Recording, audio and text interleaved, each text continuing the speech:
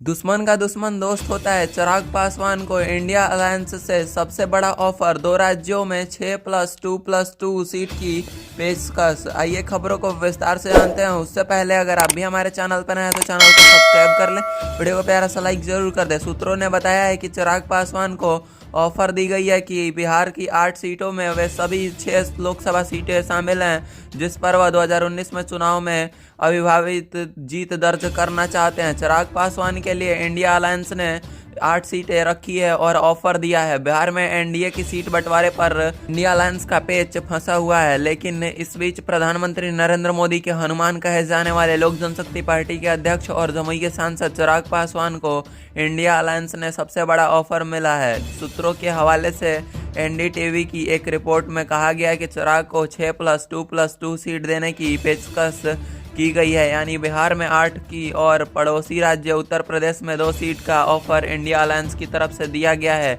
सूत्रों ने बताया है कि चिराग पासवान को ऑफर दी गई और बिहार की 8 सीटों में वह सभी लोकसभा सीटें मौजूद हैं जिन पर वह चुनाव लड़ना चाहते हैं, जिन पर 2024 के चुनाव में अविभावित जीत दर्ज किए थे चिराग पासवान। इसके अलावा राज्य में 2 अतिरिक्त सीट भी दी जाने की बात हो रही है। इस तरह से कुल 8 सीटें का प्रस्ताव रखा गया है। इंडिया गठबंधन की तरफ से दिया गया ऑफर चिराग पासवान के लिए बेहद लुभावना है, क्योंकि चिराग पासवान की अगुवाई वाले दिन ही एनडीए ने सिर्फ वहीं 6 सीटें दी जा रही थी जो 2019 में पार्टी जीती थी, और वहीं से 5 सीटों के लिए पशुपति पारस के धड़े हुए हैं, लेकिन राष्ट्रीय लोक जनशक्ति पार्टी के कब्जे में जिनसे 36 का आंकड़ा है। इस तरह से एनडीए के तरफ से चिराग पासवान को सीटिंग का, जमुई सीट का मिलना और उन पर चुनाव लड़ना, रामविलास पासवान की पारंपरिक सीट का मिलना, यह सब उनके लिए दावा ठोकना, यह सब उनके लिए एक बहुत बड़ा विषय बनता जा रहा है। रामविलास पासवान के निधन के बाद 2021 में पार्टी का विभाजन होना और उनके चाचा पशुपति पारस के साथ